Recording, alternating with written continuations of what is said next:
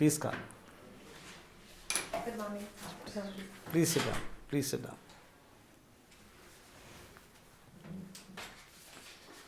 What's your name? My name is Meera PR. Okay, Miss Meera, this is a second attempt of yours. Have you gone earlier to UPSC for interview in the last attempt? No, sir. So first one? Yes, sir. Very nice. Let us start. Please tell us about yourself. So my name is Meera. I come from Cochin, Kerala. I hold a bachelor's in economics from St. Xavier's College, Mumbai, and a master's in social work from Tata Institute of Social Science, Mumbai. I have a development sector work experience. First, I worked as a LAMP fellow, legislative assistant to a member of parliament with PRS India in New Delhi. And I've also worked in the CSR sector with Reliance Foundation. And I have also been a young professional with Niti Aayog in the Development Monitoring and Evaluation Office. Very nice. So you are from Ernakulam, Yes, sir. or you said Kochi. Yes, sir. It's the same thing? So Ernakulam is a district and Kochi is a city within the district. Okay. So please tell us about the demography of Ernakulam district. Sir, Ernakulam district has around 3 lakh population and roughly the same sex ratio in terms of the number of males and females. It's largely considered to be the business capital of Kerala. So most of the people are involved in business activities, and there are many schools, colleges that cater to the youngsters in Cochin. And apart from that, tourism is also plays a big part in Cochin, because there is Fort Kochi, which has the one of the last remaining Jewish towns in India. So these are a few features. Now, of the things that you mentioned, you also got a Republic Day award. Yes, sir. Okay, tell me, on the Republic Day, this national flag, how is it handled by the President of India? Any idea? No, sir. I'm Or on sorry. the I'm not. Independence Day by the Prime Minister? No. No, sir. I'm Achha, sorry. tell me, who designed the tricolor? No So idea. sorry, I can't recollect. It doesn't sir. matter. Now, sociology is your subject. Tell me what social changes are needed for the all-round development of India, please. So first would be tackling poverty issues and economic inequality, because that helps in the development of human capital Just as mention well. the points, please. Yeah. Social changes required would be one, poverty. Second would be reduction in caste atrocities. And Caste third, atrocities. reduction in caste atrocities Okay. and caste-based discrimination. And third, social change would be gender parity. Okay. I hope you have read today's newspaper. Have you read today's newspaper? Only a few pages, sir. So, on the front page, there is a news about border villages. Yes, sir. Can you tell me about that? What is the news? Sir, border villages are in news because of the Vibrant Villages program, which has been introduced in the budget. So it aims at improving the developing around 2,900 border villages, of which the first phase will contain around 600 villages. So improving 24/7 connectivity, logistics, employment opportunities. But is it all the villages, or is it only the border districts, border villages? Sir, I'm not sure about whether other villages are also considered. You are not aware of that. No, Okay. Now, any other news? Because it's a big news. It has two other components also, this news. Can you tell me which are the other two components? Sir, it also aims to enhance national security and also prevent out-migration of youth. Anyway, let me tell you. One is about constructing a new tunnel. Are you aware of this? Sir, I read about it in the paper, but I can't recollect the name. The details, okay. And about raising of additional battalions of ITBP. Yes, sir, I read about it. How many battalions? I can't recollect the number, sir. Sorry. What is ITBP? Indo-Tibetan Border Police. So, when was it established? Any idea? No, sir, I can't. Okay, doesn't matter. Now, tell me about, let us say that you are selected as district magistrate and you are posted in your district and you go to the poorest of the poor village who have no facilities of any kind at all. They just don't have houses, they have no electricity, no water, no roads, no health, no education, no food, nothing at all whatsoever. So, what are the first three things you will give to them and under which schemes, please? So first would be to ensure food security through the PDS system. Second would be ensuring education for the children and for youth. And third would be ensuring accessible healthcare facilities. Okay. Last question: can India fight a two-front war with China and Pakistan? Sir, yes, sir. I think we are building our capabilities to be able to stand off a two-front war. Do you think it's possible at the same time? Are you serious? Sir, Or is it a wish? Sir, I think we are on that road to developing those capabilities. So we are on the road, but Yes. no, we are not yet there. Sir, maybe we would need more logistics and more capabilities. Thank you. Right. Thank you, sir. Ms. Meera, you worked 1 year in Reliance. Yes, sir. This is in the PSR section, The CSR section. Yes. CSR. And in Niti Aayog also for 7 months. And what was the nature of your job there? So I was a young professional, so I was in charge of 2 ministries. I was the nodal for 2 ministries, Department of Heavy Industries, Department of Health Research. I was involved in drafting the output monitoring framework, which comes in the outcome budget along with the budget document. And additionally, I was also Outcome budget, what is that? Sir, outcome budget is a scheme, is a document which is published along with the budget, which looks at policies and schemes in a comprehensive manner through various key performing indicators and also charting various outcomes and outputs for these schemes. And the progress of these schemes will be reviewed over the years. So we will be able to analyze whether these schemes are actually attaining the outcomes that it aims to achieve. A lot of work in 7 months. Yes, sir, it was quite hectic. Did any of this get incorporated in the budget? Yes, sir, the few performance indicators that I had highlighted were included in the budget, and also 2 new schemes, PLI scheme for automotive sector and PLI scheme for advanced battery and chemistry cells were introduced in the year I was with Niti Aayog. So we had to develop the output outcome monitoring framework from scratch for those 2 schemes. On this PLI scheme, there's been some criticism that people are misusing this, abusing this scheme to get benefits which they actually don't deserve. Sir, Cooking up facts. Sir, I believe that since the scheme has just been started and incentives are slowly being given out, if such mispractices are properly regulated at the beginning itself, it could be overcome. But at the same time, I think if the PLI schemes are running efficiently without such leakages, then it could be a boost to the manufacturing sector. So what has the PLI scheme achieved so far? So far it has been giving incentives, for example, to electric vehicles. How much total amount? Sir, I can't recollect the exact amount. You can't recollect. Is it being expanded? At present, it is limited to certain sectors. Yes, sir. How many sectors? Sir, if my memory is correct, there was around 13 champion sectors.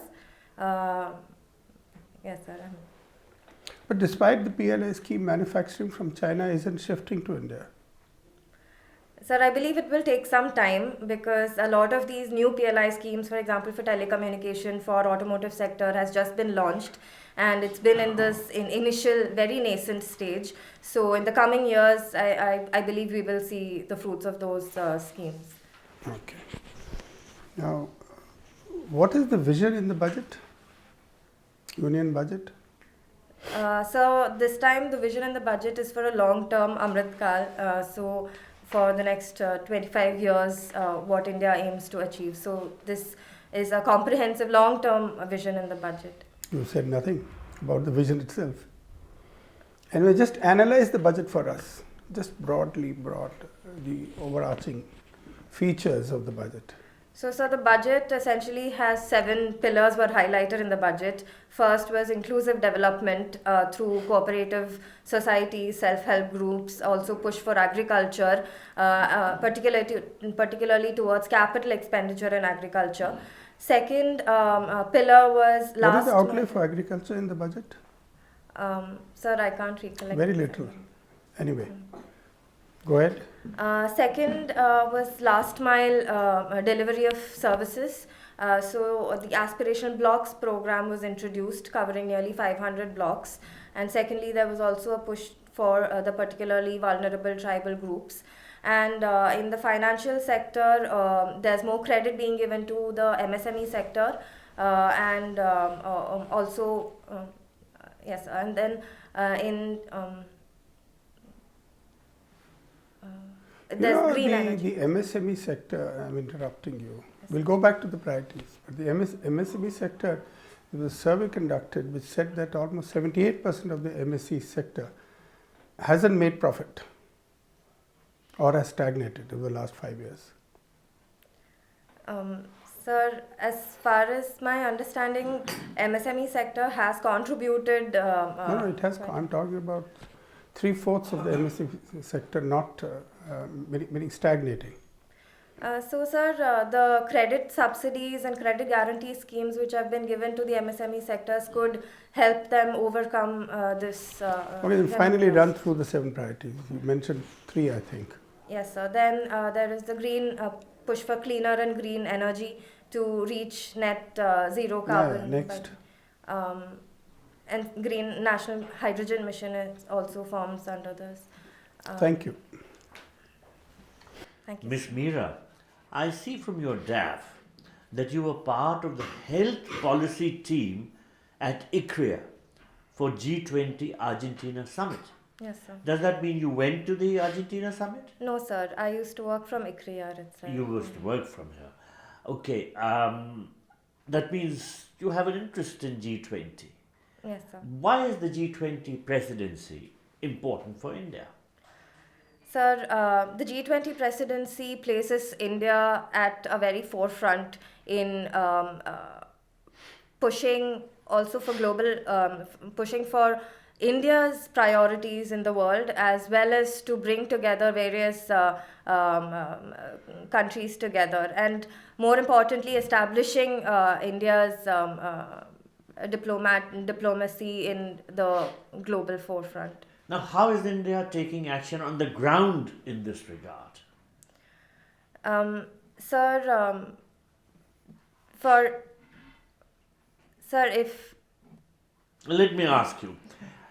The working group meetings which India is organizing are in this context, Yes. taking action on the ground? Yes, sir. So, are you following these working group meetings? Yes, sir. There were some meetings held 13th to 15th, that is, which ended yesterday. Did you follow these? What were these about? Where were they held? So the previous one I'm not able to recollect, but the culture working group is... When is that? It's going to be conducted in Khajuraho. When? Sir, I can't... 22 to 25. But you know about the future ones, you don't know about the ones which got over yesterday? Sorry, sir, I haven't been updated. You have not been following the papers. Well, if G20 is so important, how can you not follow the papers? Yes, sir. I understand. All right, okay. Now, I see also that you won the Republic Day Award for Academic Excellence by Fact. What is it that you did that you won the award? Sir, it was based on the CBSE Class 12 examination marks. All right. Surely you watched the Republic Day Parade this year on TV? Sir, sorry, sir, I was not able to watch You didn't it. watch the parade. I But couldn't you would watch know who was the chief guest. Yes, sir. Who was that? It was the President of Egypt. His name, please? Not able to recall, perhaps. Yes. You read the name, sure. Yes, yes. Now, why is Egypt so important for us now that we have invited their president as chief guest? Look, Egypt and India were very close during the heydays of the Nehru-Nasser friendship, when both were the pioneers, the leaders, the founders of the non-aligned movement.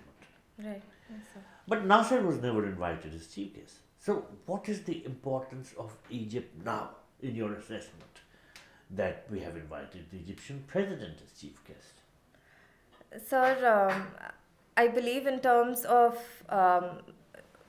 Egypt and India sharing a common energy future in terms of shift towards green energy, also as trade partners as well, Egypt and India share a connection because Egypt is one of the largest importers of wheat, and India has also been No, exporting. but that's Egypt's interest. It's not able to buy from Russia, Ukraine. We have placed restrictions on wheat exports. But that's not in our interest that much. I mean, that's Egypt's interest. What is it that interests us as regards Egypt? You mentioned green energy and common energy issues and all, but some others, please. Also, so for us, reaching out to the Middle East and also the important and all trade through Suez Canal would also Well, be. Egypt is very central to the Middle East thing. Have you followed the Israel-Arab question, the overall dispute, how it stands today? Which country was the first amongst the Arab countries to normalize relations with Israel? Sir, I can't. Well, it was Egypt, Okay. and 1979. Have you followed how other countries have normalized? What can you tell me about the Abraham Accords? Sir, I know that a few Middle East countries, UAE, Doha. Sir, I'm. Well, Doha is not a country. Yes, sir. Sorry, UAE. And sir, I'm not sure if it's so. You I know, would not answer. There are there's a very large Malayali population in the Gulf, so I would have thought that you would have followed what goes on between the Gulf countries and other countries. Now, can you tell me what is the GCC then? So the Gulf Cooperation Council is. Why is it important for regional politics? And by the way, how many countries are there in GCC? Sir, I don't know, sir. You don't know. You haven't looked at all this. Okay. Now, let's turn to something else. India's neighborhood. What was the reason why SAARC went into decline? What was SAARC? South Asian Association for Regional Cooperation. It still exists, but it Yes, is in sir. limbo. What happened? Sir, because there is a sir, sorry. Come on. Try and articulate. What happened? Why did SAARC begin to fail? I mean, why is it in limbo? Sir, because SAARC has Pakistan and India, and there Yes. we have not been able to come to middle grounds on various. What are the aspects. issues as far as we are concerned? For example, terrorism Okay, terrorism. and security concerns. All right. Terrorism is a major issue. Have you followed terrorist attacks from Pakistan against India? Can you yes. name some? Sir, Pulwama attacks, Okay. Uri strikes, Yes. the Yes, Pathankot airstrike, yes. Which Pakistani organization carried these out? Jaish-e-Mohammed. You're not sure. Yeah, I'm not sure. Well, you live in Mumbai. Yes. How can you forget the Mumbai terror attack? Which Pakistani organization carried that out? You're not sure. I'm All not right, my sure. last question to you. You've been a student of economics. Yes, sir. Can you tell me why is the proper implementation of economic policy important for the welfare of the nation? Sir, because economic policy trickles down to even the most grassroots. And I believe that economic policy has not been able to make a drastic change is because that percolation has not happened. What happened in Pakistan? Why is that country in such an economic mess? Sir, because in the economic called the gold capital of Kerala because there's a lot of gold jewelry showrooms and making of gold jewelry that happens in Thrissur. And Thrissur also has a lot of temples. It is religiously very important for all religions in Kerala. Okay, suppose I want to visit Kerala, then what tourist spot you will suggest that I must see? Sir, I would recommend Wayanad, which is a forest area. And secondly, I would recommend Kovalam, which is a beach near Trivandrum. I want more. Yeah. Sir, Gavi in Pathanamthitta would be another place which gives an unrestricted 1 hour, 1.5 hour journey through the pristine forest. Then the backwaters of Alleppey would be another place where we can see a lot. Some temple devoted to Bharat? Yes, sir, that is in Irinyalakuda in Thrissur. And Ayurvedic treatment at Kottakkal? No? Yes, sir, that. That's a very famous thing. Very famous thing. Okay, Mallu Periyar Dam was always often in the news. Why? What is the problem? What ails that? So it is a disputed Periyar Dam between Tamil Nadu and Kerala, and especially during the Kerala floods, the opening of the dams led to more inundation of the Periyar River that led to more flooding in the catchment areas. So and also there are disputes between Kerala and Tamil Nadu. There are disputes about opening the dam without giving prior notice to among both the states. So these are a few issues. Okay, in Kerala, man-animal conflict is a big issue there. Yes, sir. Most of the time, elephant and then problem by the wildlife. So, what is the solution? Can you think of some? I want your frank opinion because after all, man has to live with the wild, and we are in fact encroaching in their areas. Yes, sir. So they always sometimes they kill the person. Then Wayanad also, there's so many cases of that wildlife, conflict. Yes, sir. So what is the solution?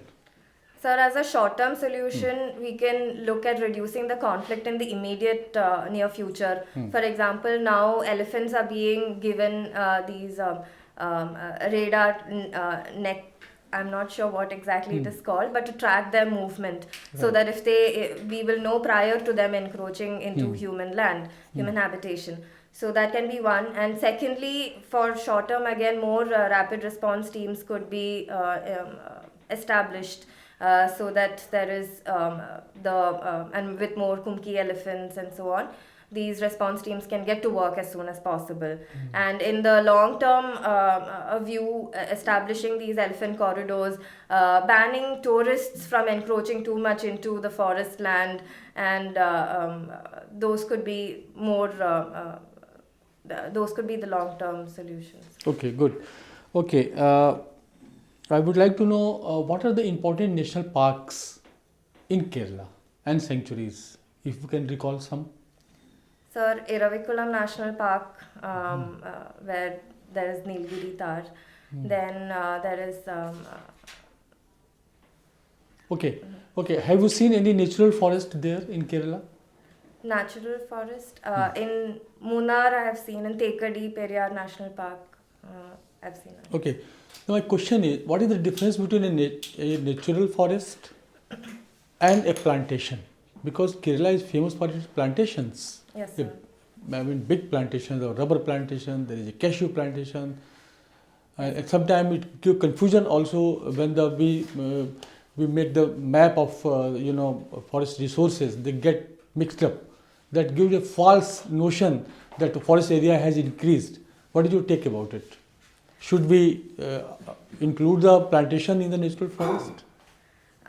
Sir, the difference between forests and plantations is the fact that forests are more diverse and there is the natural growth of trees and natural growth of the ecosystem, whereas in plantations usually there is only one set of crops which are grown. So that is the major difference between the two.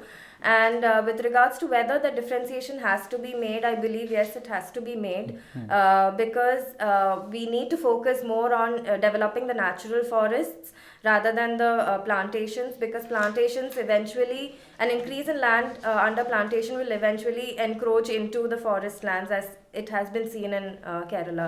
Okay, my last question is, there is a Silver Line project. Yes, sir. It's a very ambitious project of Kerala, but I mean, it is not heading towards its completion or even the initial surveys and all these things. Have you any idea about it? What is the present status? So present status, the government is still pushing for the Silver Line project, but there are a lot of protests in terms of the fact that it cuts through the Western Ghats, and the project will require a lot of drilling and tunneling through the Western Ghats, due to which it may destabilize the area. So currently there is a sort of log jam in terms of how to take it forward. So the way forward would be to ensure that there are proper environmental impact assessment is made and it is made public. So development versus conservation? Yes, sir. Recently Supreme Court has observed and it has cleared, the green bench has cleared 118 projects, saying that development is very, very important. We cannot just keep it on the burner for longer period. So in your opinion, should we continue Sir, with the Silver Line project, if even we- at the cost of ecology? Sir, we need to bear in mind the consequences, I believe. So even if we are developing, we need to make the structures be able to withstand if there is any adverse consequence that will happen in the future. Thank you. Thank you, sir. Thank you, Meera. Our discussion with you is over.